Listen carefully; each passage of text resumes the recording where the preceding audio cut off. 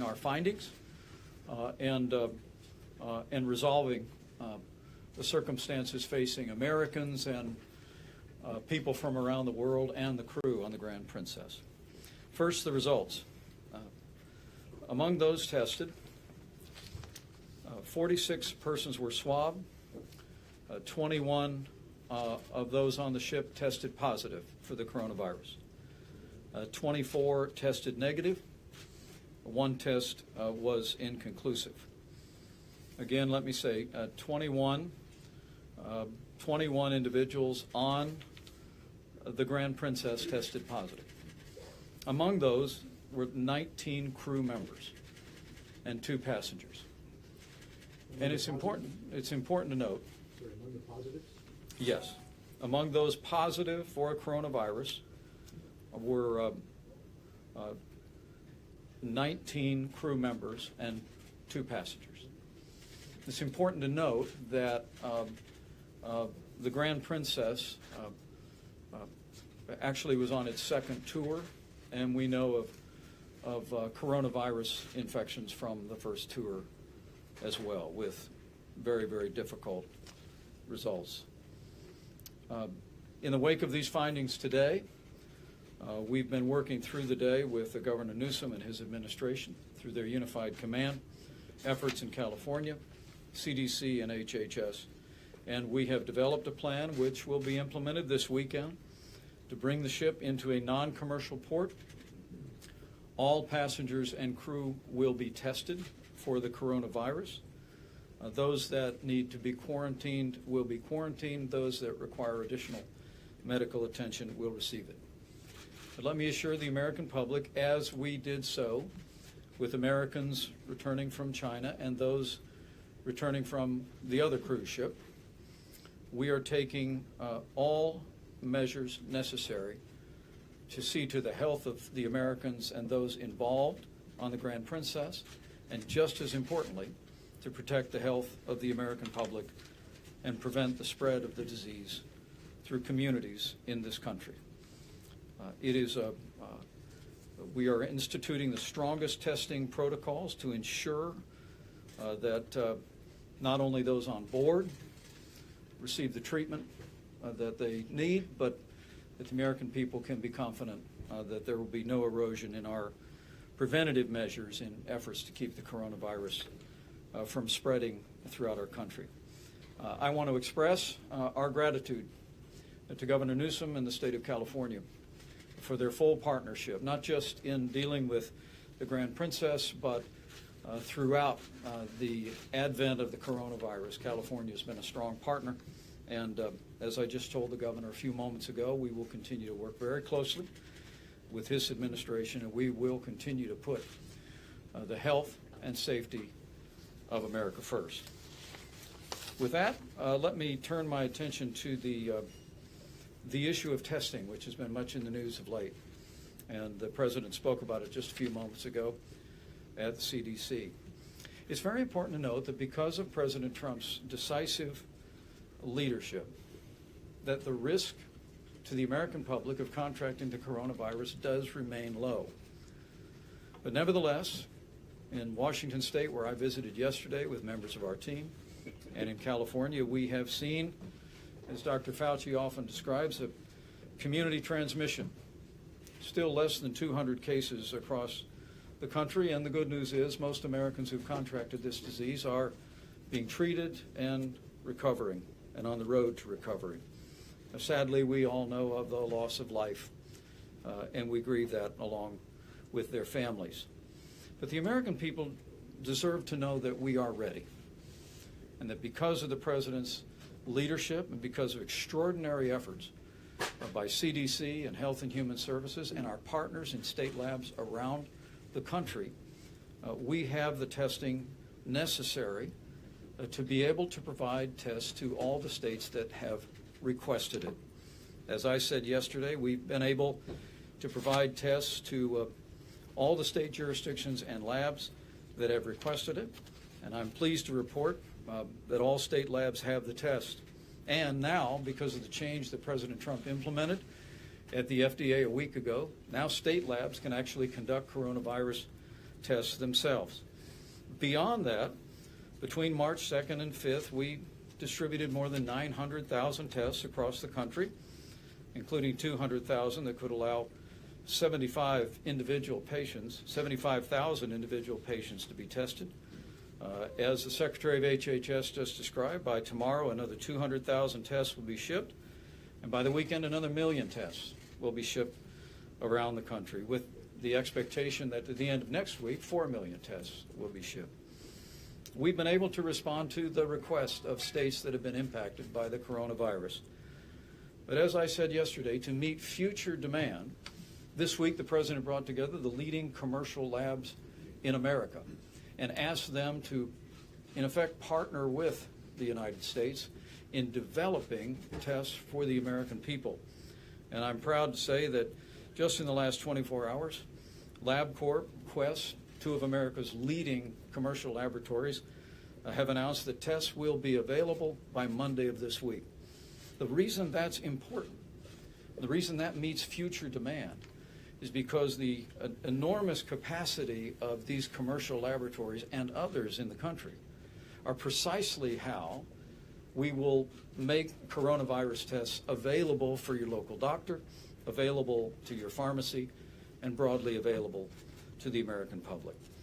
Tomorrow, Dr. Steve Hahn of the FDA will come to this room and brief in specific our efforts with regard to testing, to assure the American public that every effort is being made to provide testing resources, not just for state laboratories, not just for universities, not just for hospitals in affected areas, but with the announcement of these major commercial labs, we trust in a matter of weeks the coronavirus test will be broadly available to the public and available to any American that is symptomatic and has a concern about the possibility of having contracted the coronavirus.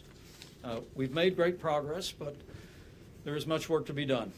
Over the course of this weekend, I'll be traveling to Florida to meet with cruise line executives. We'll be discussing with them in particular what additional measures our cruise lines could take to ensure the health and safety of the American public. I look forward to those conversations tomorrow. I want to introduce Dr. Fauci for a comment, and then I'll also introduce the Admiral and Bob Kaldick about our plans with regard to the cruise ship.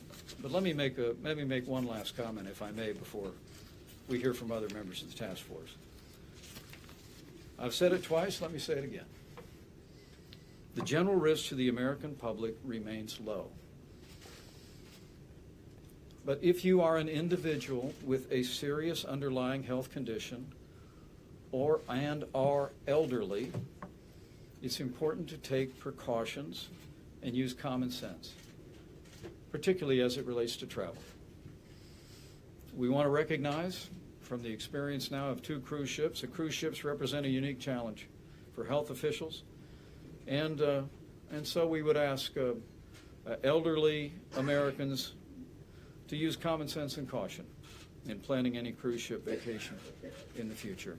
But they can be assured we're going to be working closely with some great American companies in the cruise line industry to enhance and strengthen the screening procedures that take place as passengers board and as they disembark. With that, let me yield for a few moments to Dr. Fauci, and then we'll hear from other members of the task force about the Grand Princess as well as testing. Dr. Fauci. Thank you very much, Mr. Vice President. I just want to take the opportunity very briefly. Last time I was here at the podium, we were talking about what the Vice President said about the risk of getting infected and how we need to distinguish that from if you are infected, like the unfortunate situation that we've seen in Seattle and what we're seeing on cruise ships, is that in that group of people who get infected, the ones who are clearly the most vulnerable to getting the complications of serious disease and even death are people with underlying conditions, particularly among the elderly with underlying conditions. And those are heart disease, lung disease, kidney disease, diabetes, etc. So what I'd like to do today is sort of like publicly answer a question that I get asked all the time now, is that if you are a person with an underlying condition, the conditions that I just mentioned, particularly if you're an elderly person with that, as the Vice President said, beyond even cruise ships, to just use the common sense of trying to protect yourself because you're the most vulnerable. That is often referred to as social distancing. And what we mean by that is if you're a person who is in that category, think twice, even before you get on a plane for a long trip, or you want to travel, or you want to go to a place that's crowded where there may be people who are, in fact, have an infection of any sort. That doesn't necessarily have to be even coronavirus. It could be influenza or anything like that. So I want to publicly answer the question that I keep getting asked in a private situation. If you're in that category, or if you're the family of individuals in that category, take care to try and take care of the most vulnerable among them. And there are simple things that you can do. Practical common sense about not putting yourself in a situation, whatever that might be, that might increase the risk given your situation. Thank you. Thank you, Dr. Fauci. Well said. With that, I'd like to introduce Vice Admiral Abel, who, again, the Coast Guard did heroic work transporting tests to the Grand Princess, and is going to play a key role as we implement the process of resolving the impasse on the ship. Thank you, Mr. Vice President. First of all, we'd like to send our appreciation out to the members of the 129th Air Rescue Recovery Wing, the California Air National Guard, that played a key role last night in getting the test kits out to the ship, retrieving those test kits. It's great to have shipmates like that stand by our side when the nation needs it. Coast Guard looks forward to operationalizing the best risk mitigation plan that's developed on medical science from the state, local, and federal level. And we'll use our captain of the port authorities to direct the ship to execute that plan. Thank you. And Bob Cadlick is the Assistant Secretary who's been coordinating the preparedness and the response to the Grand Princess. Thank you very much, Mr. Vice President, and good evening, everyone. I just wanted to say, first of all, thanks to Governor Newsom and his staff at the State Health Office and Emergency Management in California. They've been an extraordinary great partners, not only during this event as we're developing a concept of operations and planning to, if you will, disembark passengers from that ship safely and effectively, ensuring that their safety as well as the community that they will be coming into will be protected. But I just want to say that they've been great partners throughout this. They've been critical in our repatriation efforts from Wuhan, as well as from the Diamond Princess ship in Japan. And again, the details are becoming more apparent, and we'll brief you as those become more firm. But I just want to say it's a whole government of effort. We're working with Department of Defense, with the Coast Guard, Department of Homeland Security, our colleagues at CDC, as well as the state and local authorities in California to ensure that we can bring those people home safely as well as and as quickly as possible. Thank you. Great. Dr. Birch, did you want to speak to our plan with regard to that? Thank you, Mr. Vice President. So this will be a comprehensive plan that, like our other Diamond Princess, was a comprehensive approach to ensure the health and welfare of all of our citizens. As Dr. Fauci discussed, we know many of the people on the cruise ship are in their 60s, 70s, and 80s, and we want to make sure, as we know, that that's a more vulnerable group, that we pay special attention to anybody who has any comorbidities or other conditions. And so we're working very hard with the people on the ship and the medical team there to make sure that their health and welfare is prioritized. Thank you. Good. And Dr. Stephen Hahn with the FDA for the latest on the availability of testing. Thank you, Mr. Vice President. Just as a reminder about this test, this is a swab test, not a point-of-care test. We discussed that yesterday, but that's the component of this test. It is a test that's been developed by the CDC based upon their first obtaining the genetic sequence of the virus. That test is very high quality. We have high confidence in that test. That test is now available in all public health labs as described by the Vice President. In response to the demand that we're seeing for the test, we are increasing the supply of this test as described by the Vice President.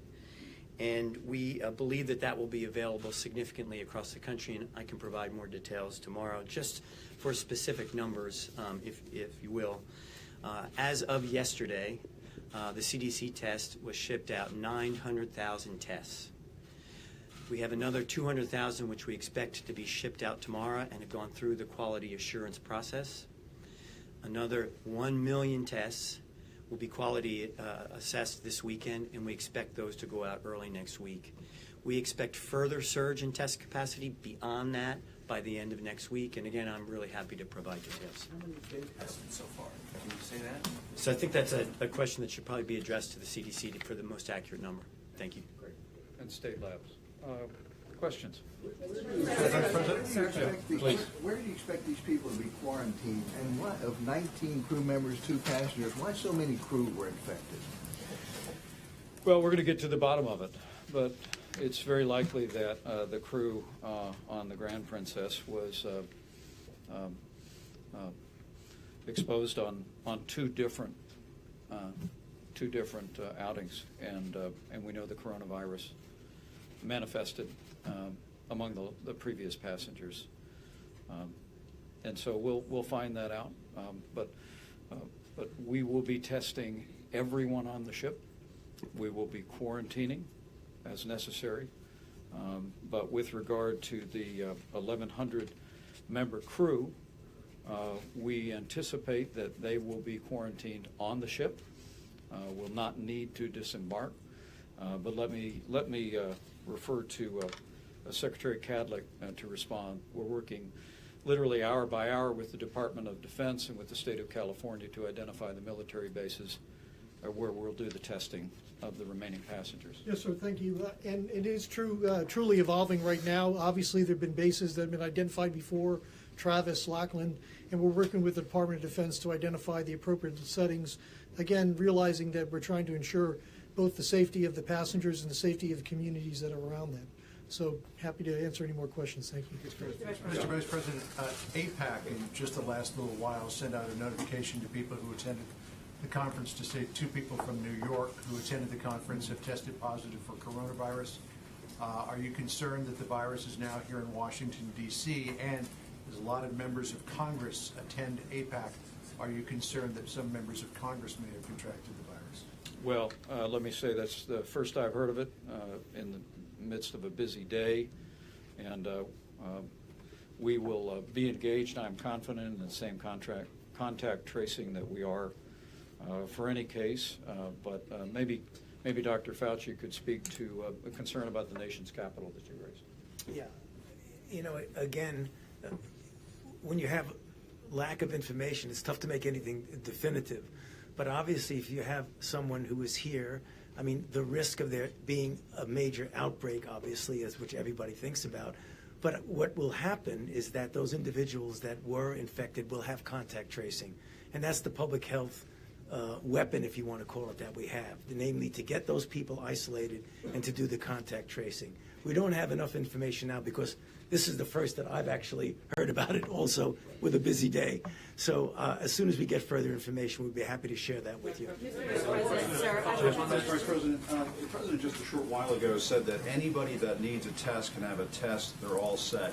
Can we drill down on that? When exactly will a person who feels like they may have coronavirus, can they go into their doctor's office and get a test?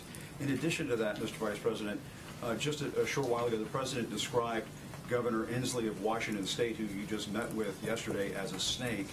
He also described the coronavirus test, compared it to the phone call that he had with the leader of Ukraine. Is the President addressing the situation with the seriousness it requires? Well, I promise you, President Trump has no higher priority than the health and safety of the American people. And he's assembled an extraordinary group of Americans and agencies. I'm a little more than a week into leading the White House coronavirus effort, and I couldn't be more proud and more impressed with the team that the President assembled. But I think your first question is a very important one, Jim, and I appreciate it.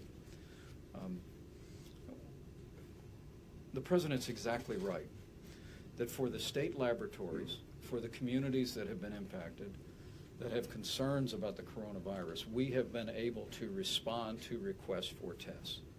And literally, you can hear that the test that's been made available since the first of this month is literally mounts in the hundreds of thousands and millions of tests. But for the American public to have access to the coronavirus test, it's the reason why President Trump brought in this week all of the CEOs of the top commercial laboratories in the country. They're the ones that we believed could spin up a new test very rapidly. They have enormous logistics and manufacturing capabilities. And we said to them, we want you to work together because whilst all state labs can now conduct their own test, and while we've, as I described, and as Dr. Hahn described, we've distributed hundreds of thousands, in fact, over 1 million tests around the country to get it all across the American people, to your local doctor, to your pharmacy, to what when my kids were little we used to call the med check. It's going to require these commercial labs. And the good news is it didn't get too widely reported, but both LabCorp and Quest, two of the largest commercial labs in the country, just announced that by Monday they will have tests available for distribution and sale across the country. If I can just follow up, Mr. Vice President, if somebody is feeling ill this weekend and they go to the doctor on Monday, can the doctor request a coronavirus test? Any American in the country, or are we not at that point? I just want to make sure that it's crystal clear in terms of what the expectations are.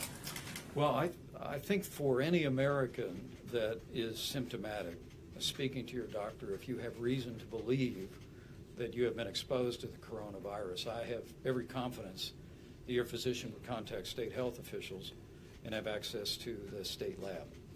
We've made those tests available to the state labs. I've spoke to Governor Roy Cooper of North Carolina today. I spoke to Governor Brian Kemp of Georgia last night.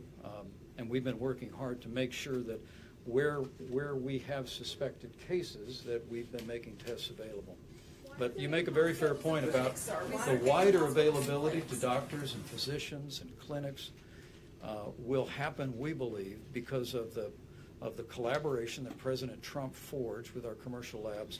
And the great news is, as they announced yesterday, by Monday, the two of the largest commercial labs in America announced they will have tests and begin to take them to market. Thank you, Mr. Vice President. Two questions, if I could, one on workers and one on families. The first one on workers. There are a lot of Americans who are worried about losing wages if they're forced to stay home because they're not on a regular salary. Is the White House preparing any sort of economic mitigation effort for workers who suffer wage losses here? And the second one is on families, which is you're telling people to stay home if they feel sick. Right. What's your advice to parents of children who might have a lot of vulnerable people in their households?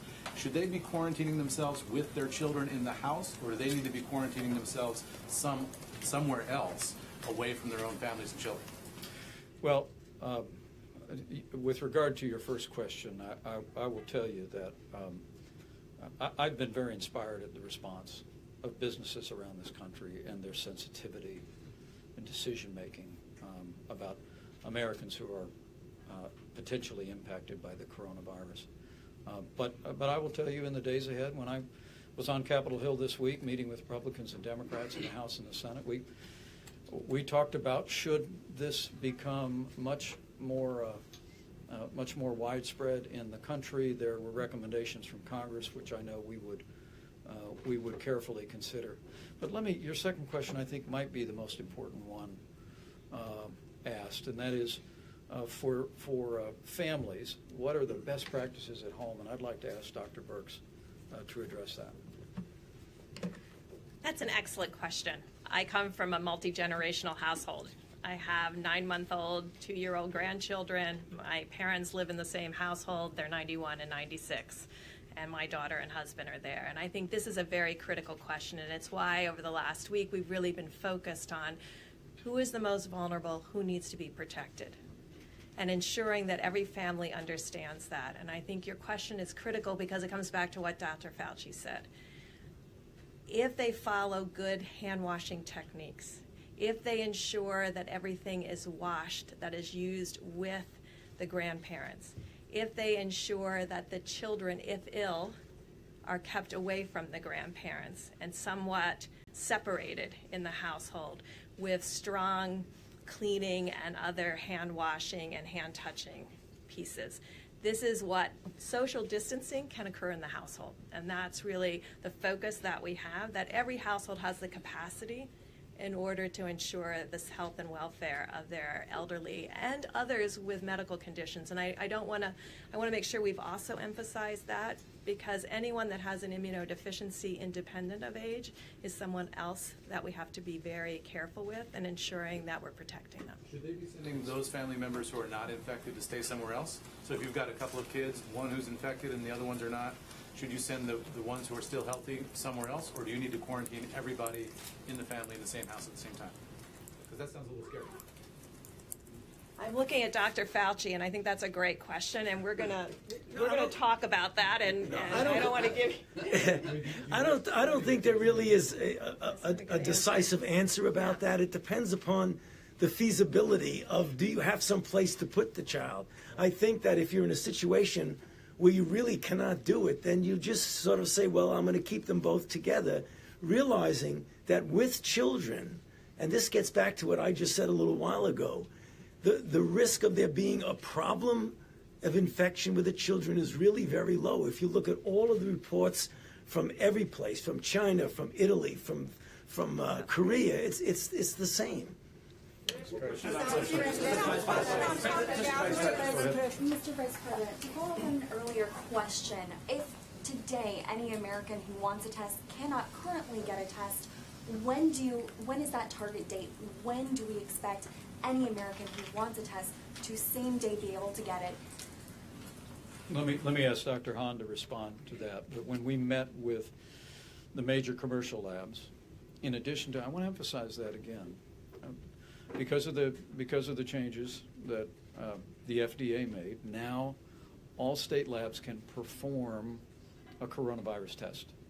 And I spoke to one governor about that today, and we clarified that with them. We've distributed these kits with hundreds of thousands, over 1 million tests, more to come. But to get the test widely distributed across the country, I couldn't be more grateful that our commercial labs have already announced, 2 of the leading commercial labs in America, that they'll create a product. But let me let you talk to Dr. Hahn, because the FDA is in the process of working with those companies and see if Dr. Hahn has a sense. But I remember that they told us, given their enormous production capability, that in a matter of weeks, not months, that we could be seeing a coronavirus broadly distributed around the country and then growing literally by the day. Dr. Hahn, is that about right? That's correct. Thank you, Mr. Vice And President. also, if I might add to that, do you have some idea of how many test kits we are going to need total? So I'm going to use the term tests, not kits, so that we can be clear about, sort of the lexicon that we're using. So as I mentioned, as of tomorrow, we expect 1.1 million tests to have been shipped to laboratories, and those would have gone to mostly non-public health laboratories. In answer to your question, because I'm thinking like a doctor here, if I were with a patient who came in, I wanted a test. What I would recommend to that provider is to contact, as the Vice President said, their local public health group, because they're going to be able to know about availability in that state. But as the Vice President says, with these large commercial labs having the ability to now scale up those tests, and this is a critical part of this, in addition to the millions of tests that we'll be sending out this upcoming week, as well as what we've already done, we expect that to surge substantially. And how many do we need? Are we talking we need a test available potentially for every American? What is our target? So we'll talk a little bit about this tomorrow. It's a complicated answer to the question, and I don't want to mislead the American public, but one test doesn't necessarily equal one patient. And so that equation, I think, is worth discussing in more detail. Should we just follow up? Last question, Mr. Vice President. Mr. Vice President, on international... Well, let me maybe follow on that with 2 things. Number one, the President's directed a whole-of-government approach. We're leaning into this effort, and we're going to work with our commercial partners. We're going to work with the CDC. And we're going to meet that need for the American public. And I'm confident of that, particularly as I see the way, frankly, see the way state governments, state health departments, public laboratories and our commercial laboratories have stepped up. Let me also say, as I said yesterday when we were in Washington State, one of the things the CDC has done is, in the midst of these numbers that could get a little blurry at the time, we'll make sure you have all of them in detail, and Dr. Hahn will detail it tomorrow. We have prioritized areas of the country where we have community transmission. And the recommendation of our experts is we've been focusing tests in California and in Washington State. I've had those conversations with both of those governors, and we'll continue to do that even as we work to build a wider availability. Mr. Vice President, thank you, Mr. Vice President. Sure. You have encouraged caution and social distancing for elderly Americans and people who have pre-existing conditions. Just looking at the government statistics, people who are over 65, that's 50 million Americans. People who have pre-existing conditions, that's another 50 million to 100 million Americans. Are you essentially saying that a third of the country, maybe up to half of the country, should have caution before traveling? And if that's the case, should major events, major conferences, political rallies just be canceled at this point because they would include a large percentage of elderly Americans and people with pre-existing conditions? Well, let me try it again. A lot of facts and a lot of information, so let me be as clear as I can. What I want to say today is, in consultation with these experts, is that as we look at the data, initial data in this country and data coming in from around the world, that the elderly with serious underlying health conditions are the most vulnerable to the coronavirus. Let me say that again, that elderly individuals with underlying health conditions are the most vulnerable to serious results from the coronavirus. And so today we say with great respect that it is a good time for any American who is elderly, by however they define it, and has a serious underlying health condition, to think carefully about travel. And I think Dr. Fauci was clear on that, and I'd like him to have the last word. So the numbers and the statistics you said are correct, but there's really a difference between an underlying condition and a serious underlying condition that would actually compromise you. So let me explain. By the numbers that you said, someone who has high blood pressure, is on a blood pressure medication and has got it down pretty well, has an underlying condition. Chronic obstructive pulmonary disease that might require intermittent oxygen is a serious underlying condition. There's a big difference between somebody with controlled hypertension and somebody with congestive heart failure and chronic pulmonary disease. So although your numbers are correct, it isn't really 1/3 of the American population. What about the definition of the word elderly? Thanks, everybody. Is there an age bracket? Is there an age bracket for elderly? How many have been tested so far in this country? Do you have the number at CDC? CDC has Do you don't know the number? I don't want to give you a number of them. Any number would be nice.